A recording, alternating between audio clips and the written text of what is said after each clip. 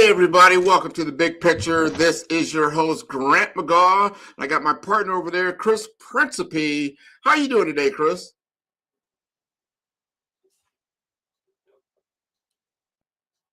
Chris, are you off mute? There he is. Chris, I am. Hey, Grant, how you doing? Good to see I you. am doing just wonderful, wonderful, wonderful. Coming off a great week, great weekend. You have been busy traveling, doing your thing, and you've probably been using a lot of consumer payments, I would figure, because when you travel, you got all kinds of different payment platforms. Last two shows, we were talking about consumer payments, and it seemed like it's an endless topic because of all the transactional things that go on. And there's just so many different modalities that were never available to us, 5 or 10 years ago. But keeping that paper trail is good. So, talk to us, man. First, introduce yourself again, and then let us know how you're feeling. Hey, Grant. Yep. Chris Principe here, publisher of Financial IT, and ready to get it going on consumer payments. This has been a topic that we've been going on for the last couple of shows. And I mean, the more we get into it, Grant, the more I keep seeing and feeling and want to talk about it. So I want to start off with the way I start off with consumer payments all the time. The 4 I's, of payments, which is instant, invisible, intelligent, and integrated, right? And from there, I want to go to discuss CBDCs, right? Central bank digital currencies and what they mean to consumer payments. So, first, when we talk about CBDCs, right, that here in the US, there isn't going to be a central bank digital currency. That's been put into the Genius Act as something that the US government cannot do, right? But in many other countries, they will do it. And they'll be here in the US, they'll be able to do some things similar to this, right?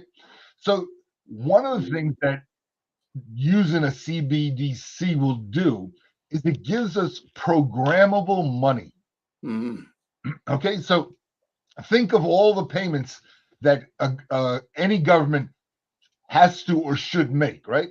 You've got retirement funds, you've got pensions, you've got health care, you've got, in our case here in the US, Social Security, even the IRS when you get refunds, all these kind of things. So when you look at programmable money from the government, all these things can be programmed and done with the use of AI to make it very simple and easy. In other words, take huge amounts of information, your name, your address, what you should get paid, your Social Security every 12th of the month, whatever it is, your unemployment every 2 weeks, whatever it is. All these things programmed out for the year where nobody actually has to go in and do anything, right? Mhm. So that alone would give not only the government, of course, and we're talking about governments and how they assist consumers, the ability to reduce costs dramatically, speed up time, understand their budgets better, all these kind of things.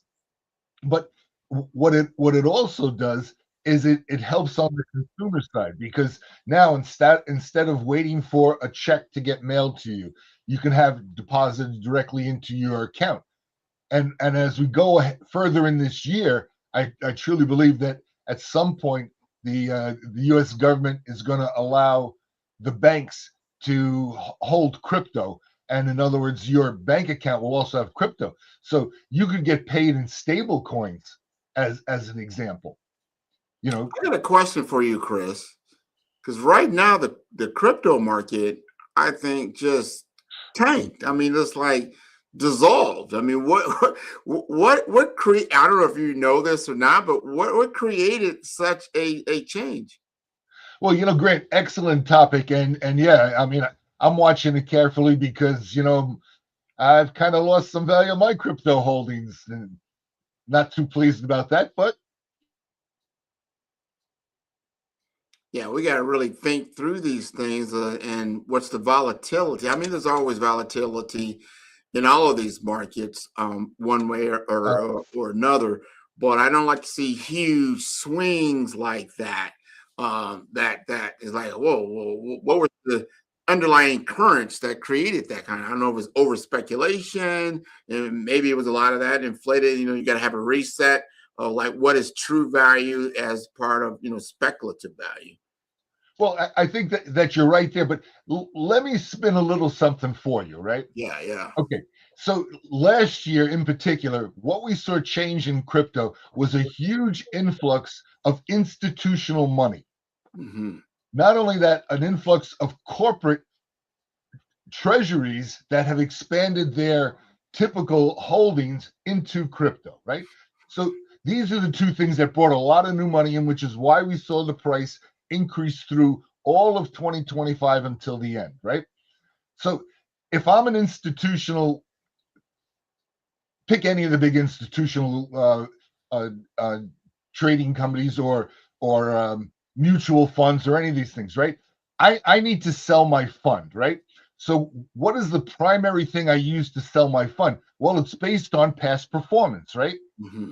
We got you in 2024, 8% return. We got you in 2025, 10% return, right? So people say, oh, that's good. And they put more money into that fund, right? Okay. So now you've got all these broad range of funds and institutions that are all investment vehicles who have put their a portion and now an increasingly greater portion of their capital into crypto, right? So when it comes to the year end, well, of course you want to show crypto as high as possible, so you can now have a 2025 return that sounds very attractive. And I think on the crypto side, almost every one of them, returned 20%. Because if you look at what crypto started at earlier in the year and what it ended, even though it did come down from the $126,000 high of Bitcoin, even Yeah. though it did come down some, the percentage of return over the course of the year was very attractive. Right. Okay. So now we come into 2026, right? Now, if you want to show attractive returns in 2026, well, you need to start at a low point, Hmm. right? And you need to start at a low point where you have room to grow. And there is some capacity, let's say, and some ability of these funds to actually take some loss, knowing that it'll come back over the course of the year, number one. And number two, more importantly, it'll drive new money in, which is really what they care about. They make money whether you make money or not. That's the stock Okay. game, that's the institutional investment game. So those guys don't get hurt either way, right? So I really believe that a lot of this driving this has been the ability that they have to reduce the price some, and there's a margin. They can't go too far before it starts looking bad on their books, right? So Yeah. they can't go too far. So they drive it down, and then of course that encourages some fear mongering, right? A lot of people get afraid. Oh, I better sell out. So they do. Those are the people that always get hurt, right? And they come out, and then it accelerates it a little bit. Okay. Now, I think right now that we're about as low as we can go, and we've actually seen it over the last less than a week, but now slowly creeping up again. And I think we're going to see that as we go further into the year. And I will, venture a guess right now, Grant, that at the end of this year, whatever it is today, it'll be higher at the end of this year, and all these institutional investment funds, companies, whatever, will be able to show a good percentage Again, return. profit. It's still a monopoly game. There's a game to be had. Man, you just told us the truth of the situation. And I know that at the end of the year, the balances come due. It is a game of chess, not checkers. You need to understand what's happening, at the higher levels, and like, wow, how does it lose half its value, in less than, 3 or 4 weeks? You kind of, it might have slid a lot further than they thought. I don't know. But to your point, it's a buy. Maybe you want to take a look at your portfolio and say, at the end of the year, this is going to be a better situation, and maybe you make that investment. I'm not sure, but I had to bring it up because it's important. We've talked about stable coins. over the years.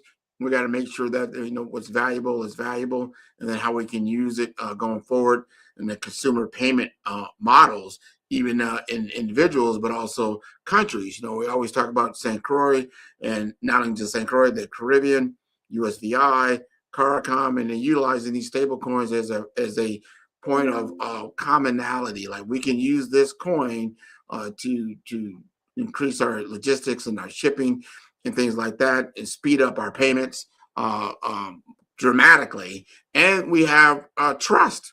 Trust is a big thing, that that this dollar does equal a dollar, and that's how it works. So you wanted to still talk about more about consumer payments.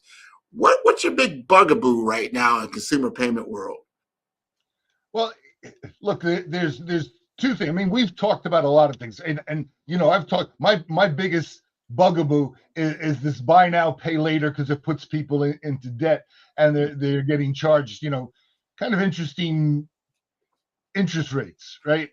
If you look at an app like Cash App, you can borrow in Cash App, but you're paying. If you borrow $100, you have to pay $105 back. It's effectively 5%, right? Yeah. If you borrow $400, you're paying $105 back in 4 weeks. Okay, over the course of the year, that's a tremendous return to Cash App.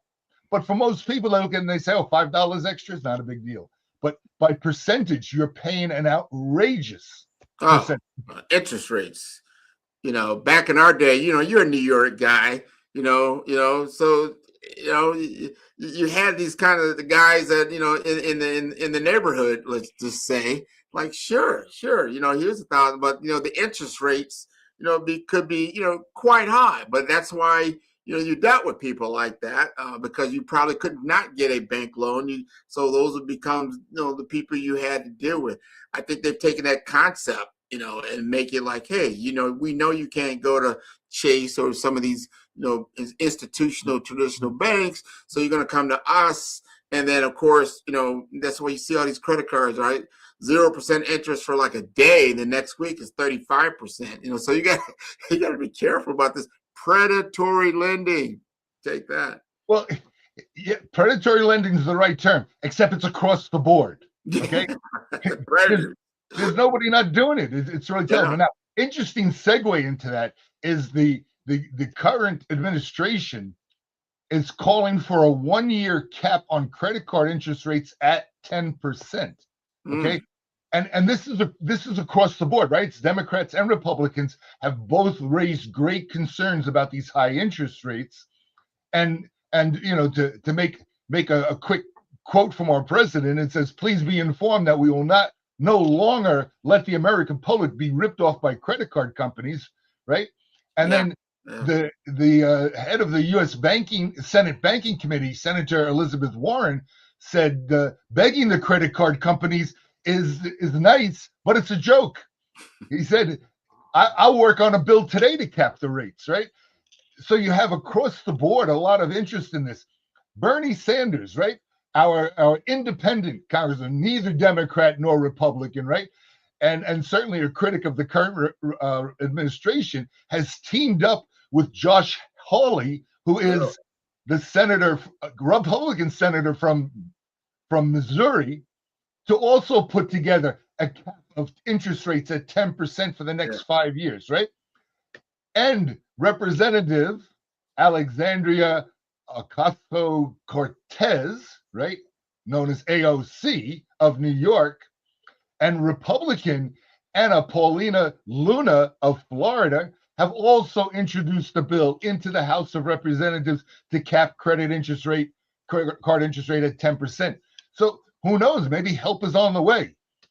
I hope it's not too late, because I know we're in St. Croix. There's a lot of water around here, and for the first time, I hate to say it, we did have a shark attack. But these loan sharks, these guys are out to get everybody, and they're not leaving any prisoners. So I'm glad to see somebody at least noticing this and try to help the American public, from these predators that are in the water. We're going to take a short break. We're going to come back and we're going to continue on in these conversations. Thank you.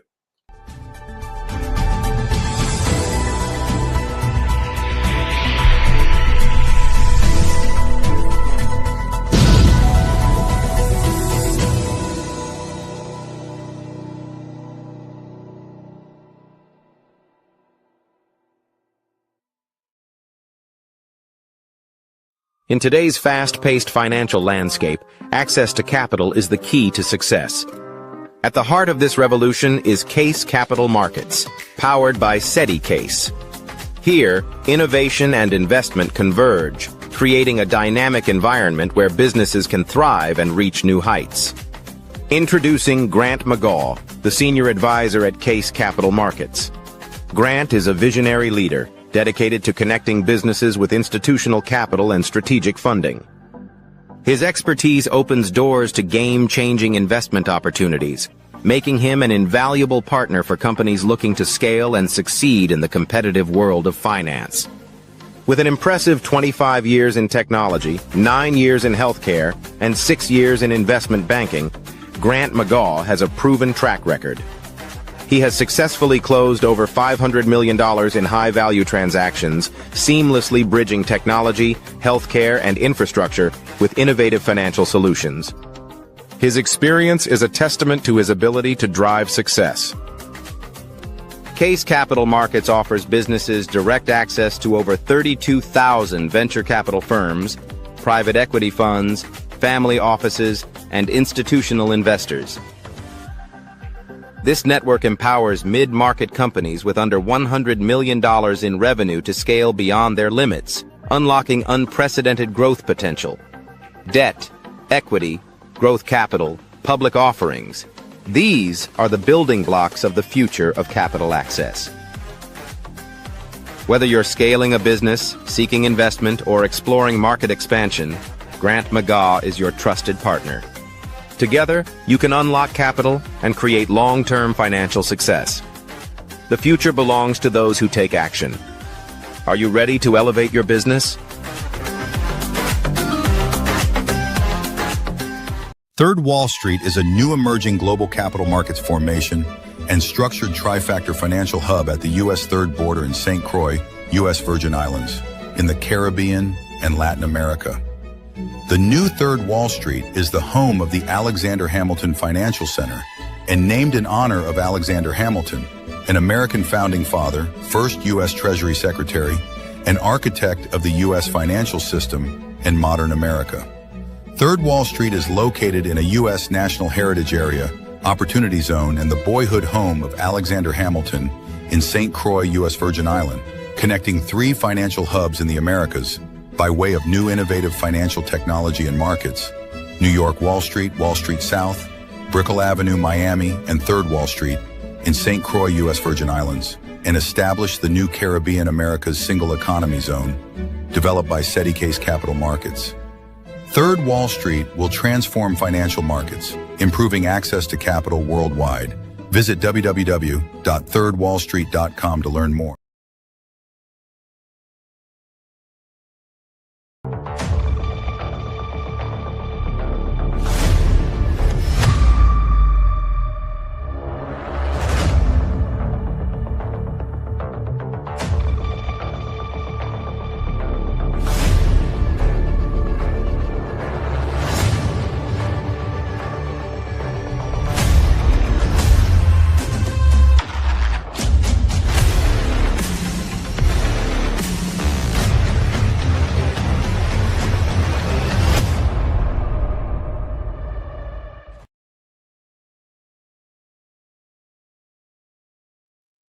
Hey everybody, glad you are back. This is Grant McGaugh, CEO and founder of 5-Star BDM, that is for Brand Development Masters. And we got Prince B Financial IT. This guy is a beast. Let me tell you something. We just watched the Super Bowl, and one of my favorite commercials that I saw was the one where they came out and said, "Who will eat the fees? Who will eat the fees?" And everybody's going around and thinking, like, what are you talking about fees? You're thinking food, right? And then they finally came around and then I think it was one of the platforms. I think it was a Grubhub or something like that. So we will eat the fees. And I was like, wow, eat the fees. So what we're talking about, consumer payments, and we're talking about fees. These fees or interest payments can be enormous. And everybody knows these bankers love the fees. So, Chris, who will eat the fees? Well, great. First, let me start off with an old saying between us bankers, which is we collect interest, we don't pay it. Right. Right. And by the way, that goes for your savings accounts. Take a look what that we're paying. We're not paying. Okay. We don't pay. We collect We collect exactly like a magnet, right? every way we can. It's pretty amazing. But I think two things. One is I want to slide a little bit into AI because it's going to have such an impact on all these kind of things. And I think here in 2026, we're going to see some changes, and that's good news because it'll be changes towards more usability, right? So we've had everything we've had up to date in AI. This year, what we're going to see more of is reasoning from these AI models, right? Mm. Long context and multimodal models, right? So it'll be able to interact with a lot of different things that you do. You'll be able to connect it easily to a lot of things. And to me, here's the big one, right? Is we're going to see larger context windows for sentiment, right? So sentiment, this is instead of like, the black and white person, these are the facts, right? Sentiment is all that gray area, right? So if you want to write something, you could actually go into whatever, ChatGPT, DeepSeek, whatever it is you use, Claude, and go in there and write, I want to have a story about the Super Bowl, and I want it to sound like it's from a woman's perspective, right?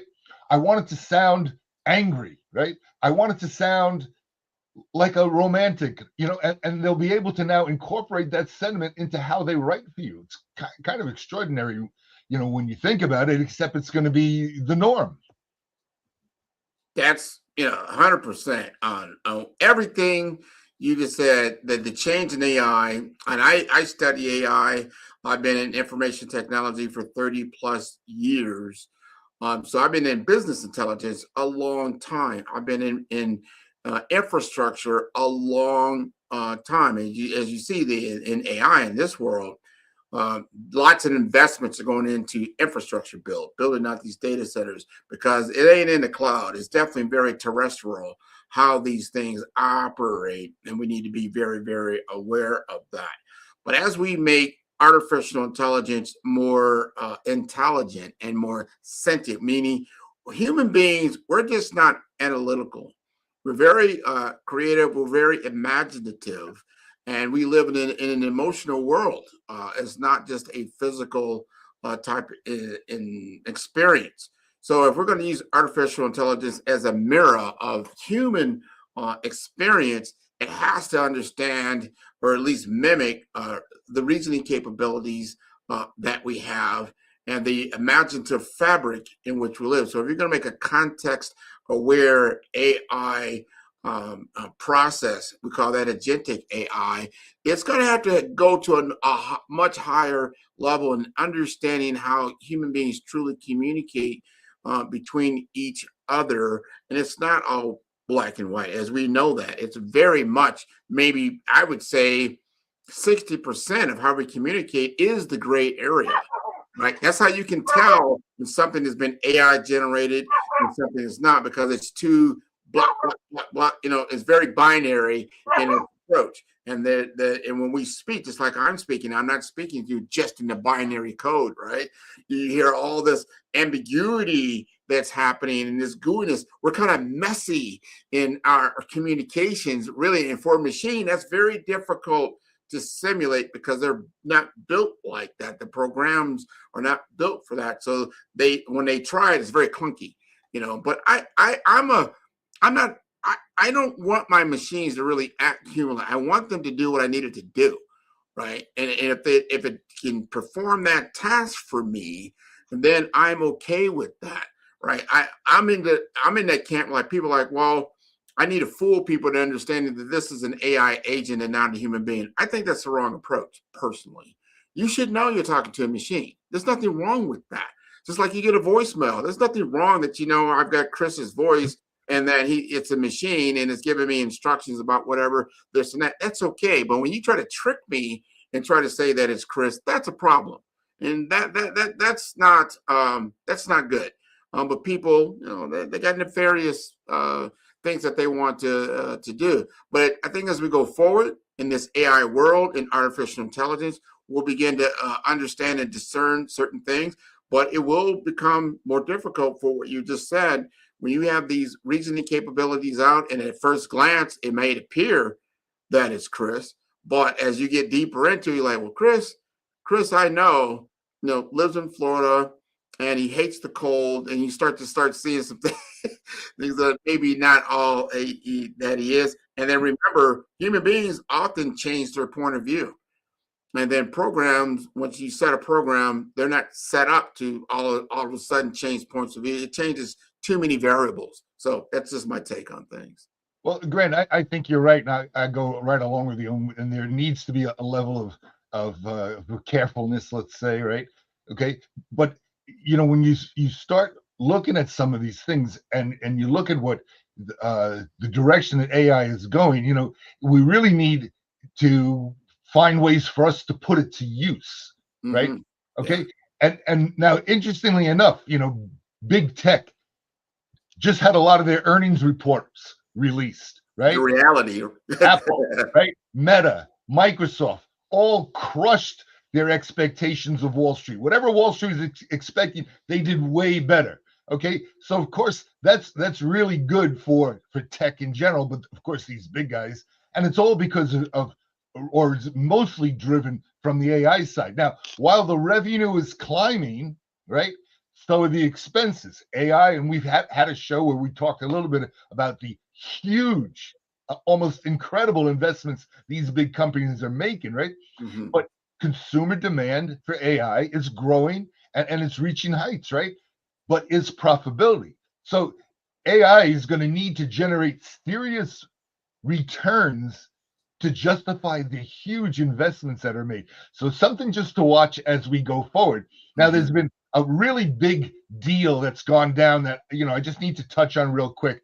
And this is Elon Musk, right, with xAI and its merger with SpaceX to create the largest M&A deal in history and the largest value. The deal values SpaceX at $1 trillion and xAI at $250 billion, $1.25 trillion worth of value with the combination of these companies. And one of the key things you say, well, what does an AI system have to do with space travel, right? Well, here's where it does, is data centers are going to be put in space. And they're going to be put in space for a lot of really good reasons. One, continuous sun means continuous power, means we're not burning power here on Earth. And it also means that the heat that's generated and all these kind of things are in space, right?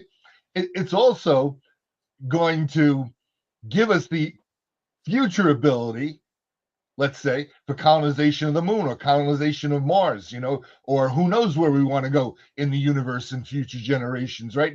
This is kind of a stepping stone. On top of that, when you look at SpaceX right now has literally thousands of satellites in space, all for communication, the internet, and everything else. What perfect background and necessity of it. I think you're exactly right when you're talking about these giant investments and where it's going. That's why you have to keep your pulse on these things and the reasons why. And there's a lot more capabilities and access to resources in space than there is on Earth. And so, but you have to have the resources to be able to get there. You're going to have to be $1 trillion company at this point in order to get there. Because of the cost. So this is the new railroad. Think about that. When people think about what we're talking, this is the new railroad, right? And how you're going to be able to transport artificial intelligence. Because what you're going into what I call a universal mind type thing, where you're taking the world's thought processes and ideas at any given moment and be able to transmit it back to everyone on the planet. That's a big feat. That's not that is huge to be able to do that. So now we're getting into that world and see. And to your point, we got to look at the ROI, the return on invested, and I'm going to call it ROIC, the return on invested capital. What does that look like? Right now, we're paying $20 a month. Let's just say for a ChatGPT or most LLM programs. Is that enough revenue to really generate these type of? I say no. However, agentic AI and what it does for business processes is huge. It's going to cost a little bit more than $20 a month. But when you look at it in economies of scale, it may cost, thousands of dollars. But think about this. How much does it cost to support one FTE, full-time employee? And if you can start replacing your labor costs with a AI bot type application, now it's the economies of scale start to come together. People think, oh, it's going to be massive unemployment. Not necessarily. You'll just start doing things differently. You don't have to do that, and usually it's something you don't really want to be doing anyway. So it's not a big deal, but you will have to upscale. You'll see some upscaling in the analytical world, in the creative world, in the design thinking world that is going to upscale the human component, because that becomes the most expensive and the biggest bottleneck in the AI deployment. We're going to take a quick break. We're going to come back. Go ahead. Let me just add one quick thing. And I know there's a lot of talk about people, and to me, it's kind of a scare tactic out of the media about losing jobs, right? Yeah. Keep in mind one thing that we don't hear about. We have talked about it before, you and I. What is the...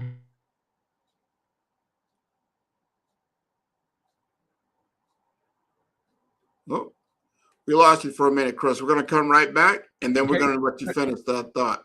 Number one occupation. Follow the Brand TV broadcast host, Grant McGaugh, as he visits with top executives and entrepreneurs to find out their secrets of success with their personal brand. Follow the Brand TV broadcast host as he focuses on brand development to build better relationships, bring value to your business, relationships, and career. You will enjoy listening to each episode that is tailored to speak to you directly. If you're looking for this type of clarity in terms of building your brand, you have tuned into the right station. Each episode will help you to shape a conversation in the 5-star BDM network of 20,000 professionals and become a springboard for your corporate engagement and business opportunities. Each guest will frame their story in the areas of personal branding, business development, career development, financial empowerment, and technology innovation. Grant McGaugh explains why he is the CEO and owner of his own professional career. Grant is an accomplished business leader and entrepreneur who wants to give back to individuals to grow their personal brand strategy. Tune in as he weaves his story about new possibilities, while to you exceed expectations. If you love storytelling, this show will make for fun. The difference between influence and legacy, it's the platform that carries your voice. You're not visible because you lack talent. You're visible because your brand doesn't speak. I've built 5-star BDM to change that. Most leaders have the expertise, but not the presence, the vision, but not the vehicle. Across 3 cities, one brand is helping leaders rise above the noise. Here in the heart of Omaha, strategy isn't left to chance. It's engineered with precision. In Omaha, we engineered your Zachner brand, AI-powered, data-driven, precise. TISA went from a local nonprofit to a national speaker in 90 days. We don't guess your brand strategy, we build it. On the shores of St. Croix, your brand takes on depth and meaning, shaped through curated retreats and legacy experiences. In St. Croix, strategy becomes soul. Our retreats don't just refine your message, they rediscover your mission. One founder rewrote his entire company story here. Funding followed 30 days later. This is where leaders remember who they were meant to be. In Vibrant Miami, momentum meets amplification, transforming your voice into a movement. In Miami, your brand becomes a movement. Business development accelerators, audience building. Joy came with an old website and an outdated company name, but she left with 5,000 followers and a waiting list. This is where you scale with soul. 3 cities, 1 mission, your legacy ignited. It started with a thread. Let's pull it together. Stop blending and start leading. 5-star BDM, where legacy is engineered, embodied, and ignited. Visit 5starbdm.com and book your brand audit today.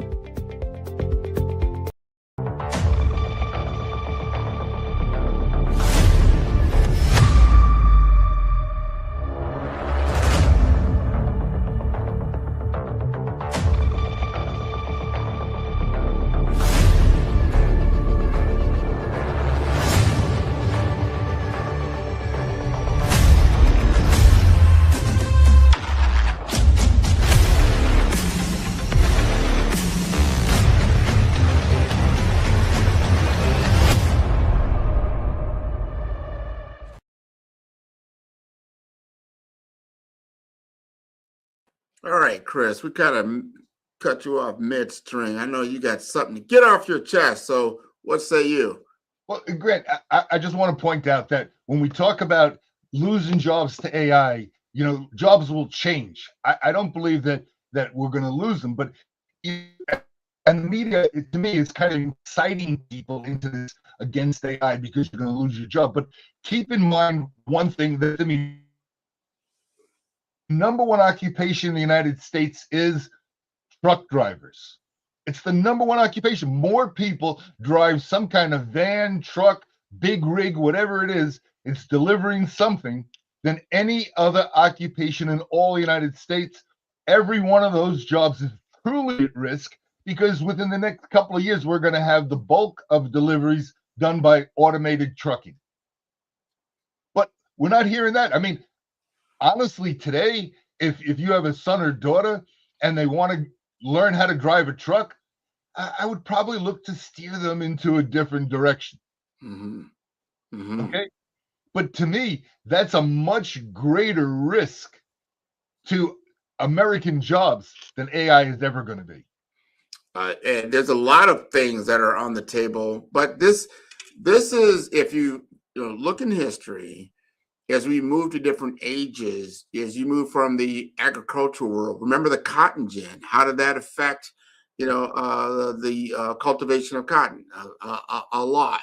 Again, I talked about the railroad. The railroad mechanized and brought economies of scale together, these new inventions that came out. Then you usher in the manufacturing age, and they started to get into process. Remember the vehicles and cars and that kind of thing. We mechanized. Remember Ford perfected a process that changed lives. So if you were still, again, you were selling and buying horses, let's say, for transportation, and these cars came along, and you're gonna be out of business, right? That's not, it's no longer relevant to the times that you're in. And as we moved in the information technology age, how many people don't have some kind of electronic device? Who doesn't have a cell phone, a tablet, a laptop, a desktop? It's like have to have. You need to have this kind of technology in order to just operate your life. It's just what it is. But we're moving, and I'm ushering this new age. It's not just information technology, it's intelligent technology. This is going to reshape the world economy like nothing before it, You got to get on board. Do not sleep on this. Don't I don't want to do that. Like, guess what? You can run around with a sledgehammer all day, but I'm sure if I get a mechanized robot to get out there and sledge away and I ain't got to pay it nothing, don't sleep on this. But you got to upscale yourself. You got to do the certain things in your life to be relevant. You're in the finance, and it's not just like, manual labor is going to be affected. Think about middle management, and all you're doing is pushing paper, and all you're doing is calculations, and all you're doing is decision making based on that. That right there can be outsourced to an AI type application. So don't think you're safe in what you're doing if what you're doing is just doing mere calculations for the most part in predictive analytics. That might be something that could be on the table. Yeah, Grant, you're definitely right. And, one, we're talking right now about AI. Let's talk about something that you brought up a little bit earlier, which is this year's Super Bowl just passed on our past Sunday, right?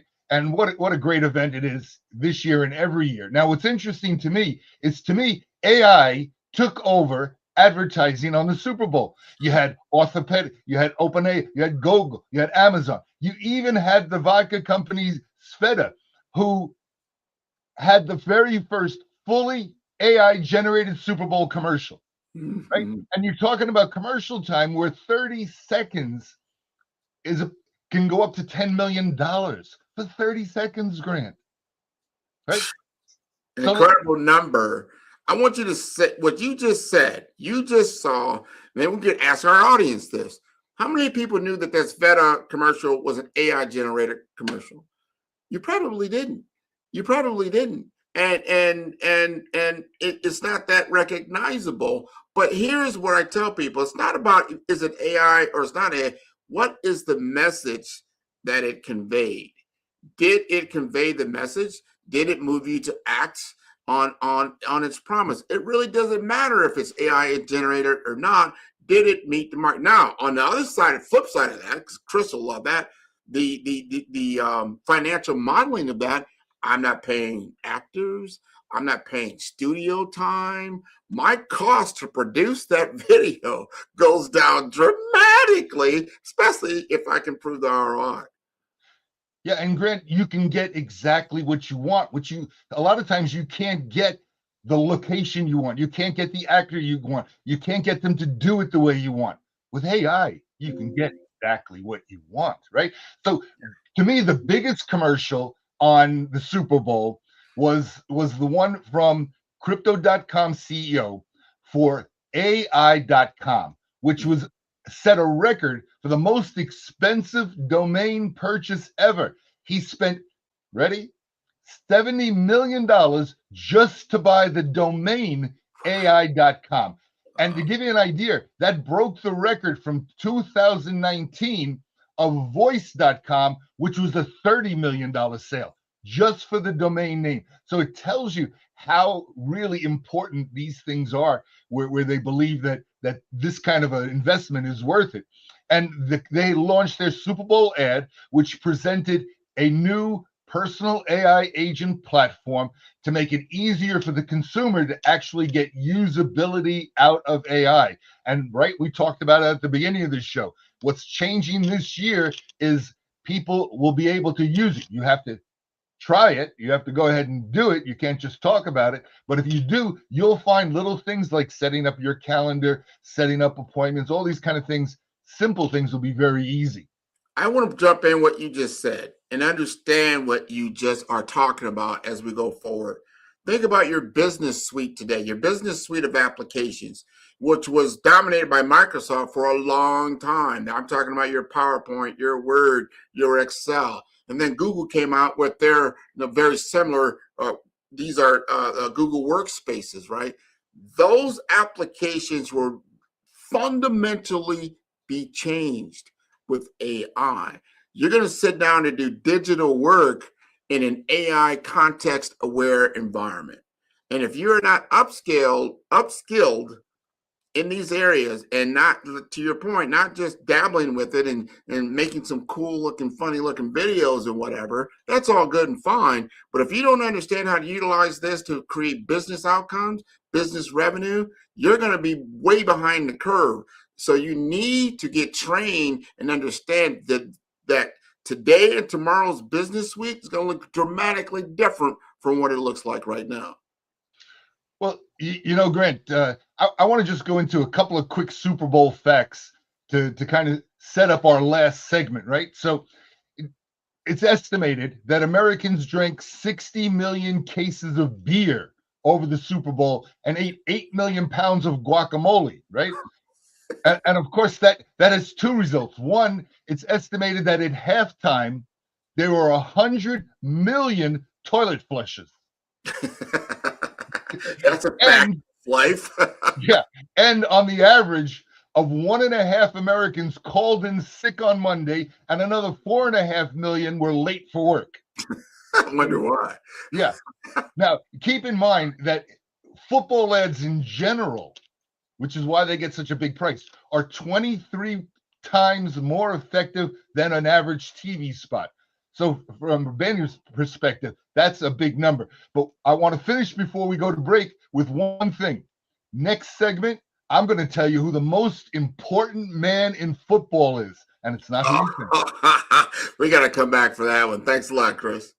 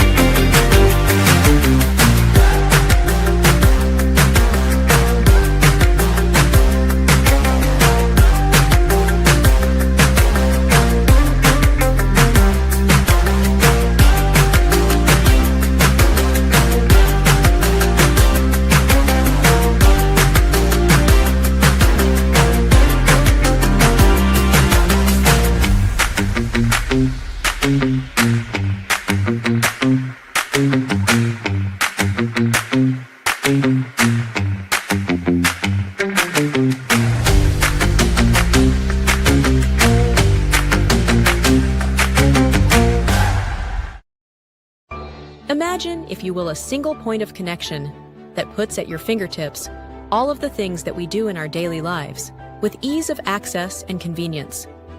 Whether in your personal life, for work, travel, and entertainment with family, friends, and in your work life. The new OneConnect app is all you need to make your life more manageable and efficient in maximizing the best use of your time.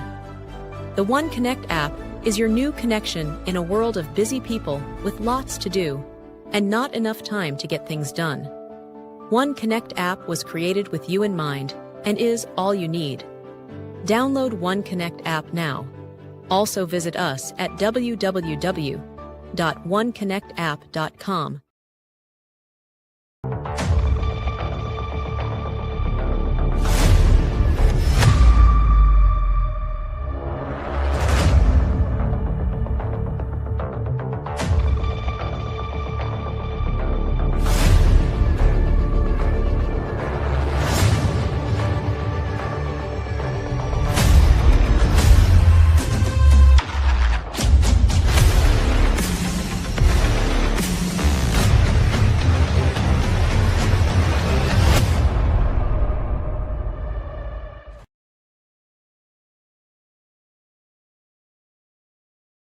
Wow, I'm still full from all those Super Bowl facts of life that you just gave, Chris.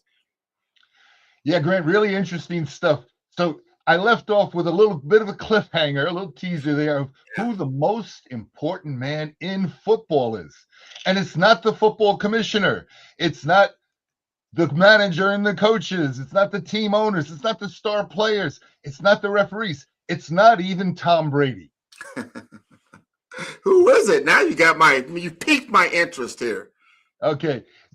He's a man who's at every football game that's on TV, right? And he's on the sidelines. You probably never noticed him. He wears a particular outfit that has bright orange sleeves on him, right? And his title is the timeout coordinator. Really? Okay. Really? Okay. He works for the networks. And there's a man next to him who wears a green cap, a light green cap, every football game everywhere. Yeah. And he represents the NFL. The other guy represents the network with the orange sleeves. Okay. It's so critically important to make sure that the timeouts, the commercials are called out at the right time. That's what this guy does. This guy is the guy that orders the refs to stop the game whenever so they can cut to commercial. Now, the average football game has 18 commercial breaks, right? Minimum of 8 per half. No exceptions, right? Because you got to keep in mind the NFL generates about $5.2 billion just from national TV advertising. That's more money than Netflix makes from subscriptions, right? Now, when you look at Super Bowl Sunday, of course, they up it to a minimum of 20 commercial breaks, right? Yeah. And of course, the price is up, as we said a little earlier, almost $10 million for a 30-second spot, right? But these ads are so valuable to the networks that the NFL cannot afford to not do and allow them to take the ads when they want. Now, there's mandatory breaks are really easy, right? End of the quarters, 2-minute warnings, end of the half, right? And of course, when the game's over in the 2-minute warning and the third quarter, right? So this guy has to coordinate all these television ads to other times, when there's a timeout, when there's a player injured, when there's a replay, all these kind of things go on. And he's got to do it while everyone who's a shareholder in this is against him, right? The networks want more. The coaches want to protect the game rhythm. The fans want uninterrupted action. The advertisers want perfect placement, right? So everybody is like pressuring this guy, right?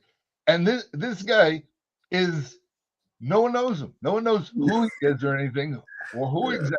He's the silent manager of the NFL's biggest revenue stream, which is TV advertising. Pretty incredible. That I would have never, I would have flunked Jeopardy on that one. I would have been like, everybody would have bummed out. Wow. Now, of course, you got to go looking for the guy on the sideline with the orange sleeves. Like, he's the most important man in the NFL. He's protecting a $5 billion investment. That's interesting information there, Chris. What else you got? Well, with that, you got to keep in mind that if he makes a mistake, right? He places a commercial at the wrong time. 20 million viewers, which is about the average of an NFL game. 20 million viewers are upset. The advertisers are upset. The network's upset. Professional football themselves, the NFL is upset, right? So this guy has got, constant pressure. And like I said, now I know that you'll be looking, because they don't show him very often, but once in a while, especially you get a play going downfield, you might see that guy with these orange sleeves right here, or the guy with the little green beanie right there, right? Those are the guys. Those are the guys that run. I gotta ask you a question. I think that let's talk about the elephant in the room. Right? There's a halftime show, and there's a lot of controversy that came up. Now, your wife is Puerto Rican. That's right. Right? That's right. Right? Now, this show is, celebrated Puerto Rico, celebrated Puerto Rican life, celebrated the Caribbean, was completely in Spanish. What's your opinion on that? Well, I mean, she's my wife, so my opinion, of course, is really good. Totally unbiased there. Totally unbiased. Absolutely. But I got to tell you, she, who's not a football fan, obviously, right?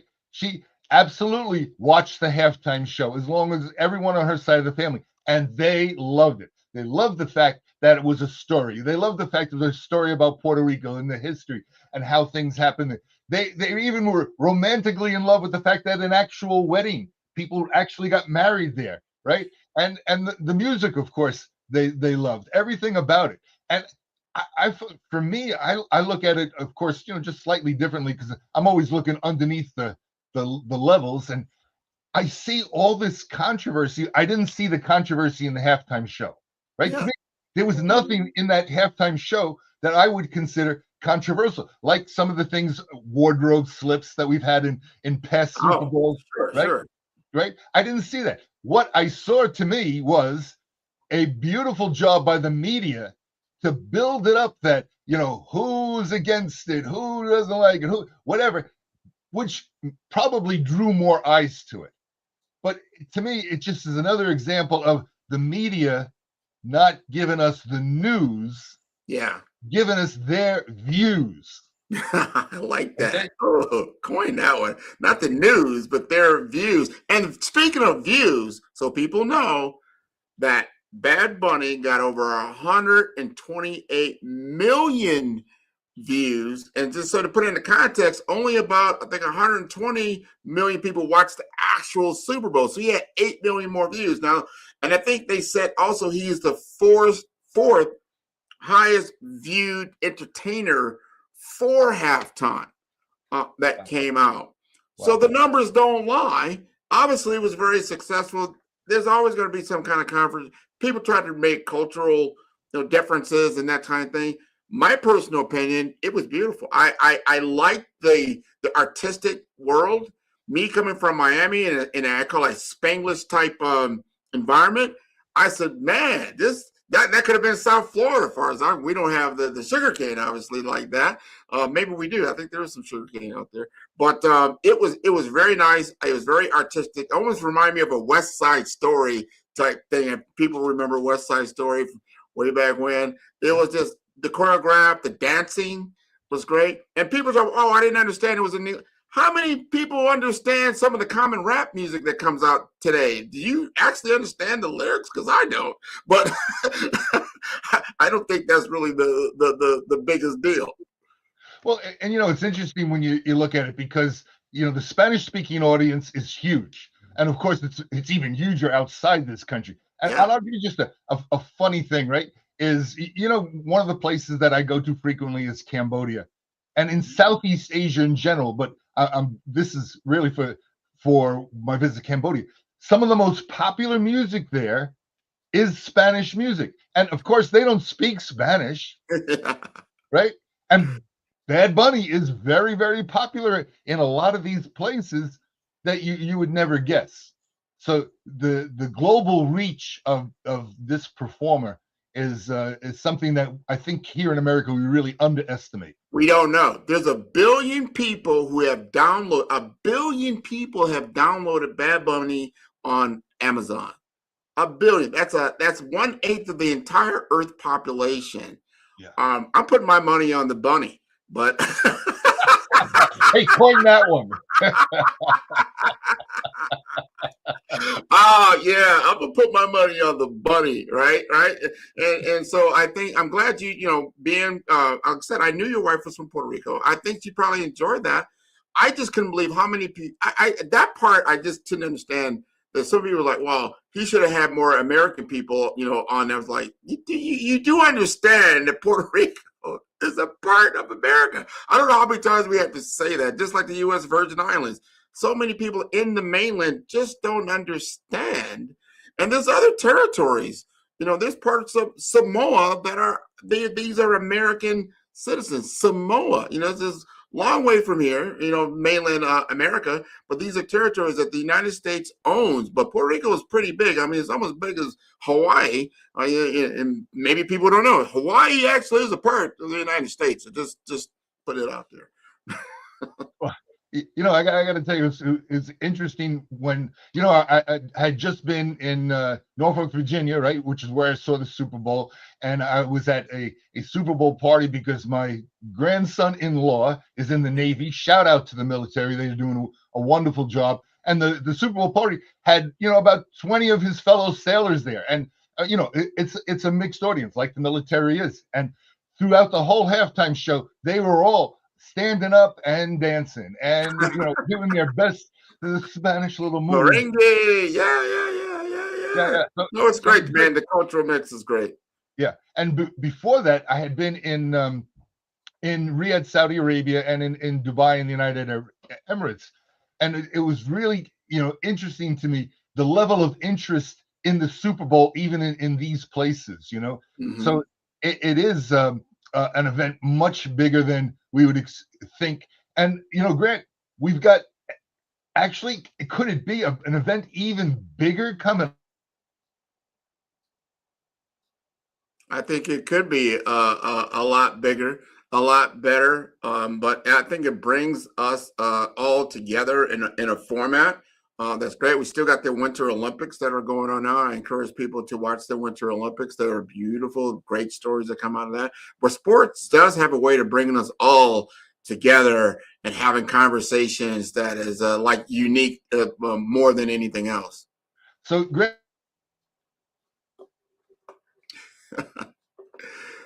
Chris, we're going to take a break. We're at the very, very end. I want to thank everybody for tuning in to The Big Picture and tune in again next week as we bring more from Chris and Grant. This Sunday, February 8th, 2026, pull up to Pizza Mari for the ultimate Super Bowl watch party. We got indoor and outdoor screens, the grill fired up, food and drink specials. The vibe and action ignites at 4 p.m. with pregame fun, music, drinks, and energy you do not want to miss. Prizes for best dressed jerseys and special giveaways all night. Happening in conjunction with One Connect, our sports channel, and 340 Connect. Live streaming on the Tempo Networks and The Source. Powered by Callaloo Media House. So bring your crew and bring the vibe. Pizza Mari Super Bowl Watch Party, Sunday, February 8th. To learn more or book reservations now at www.340connect.com.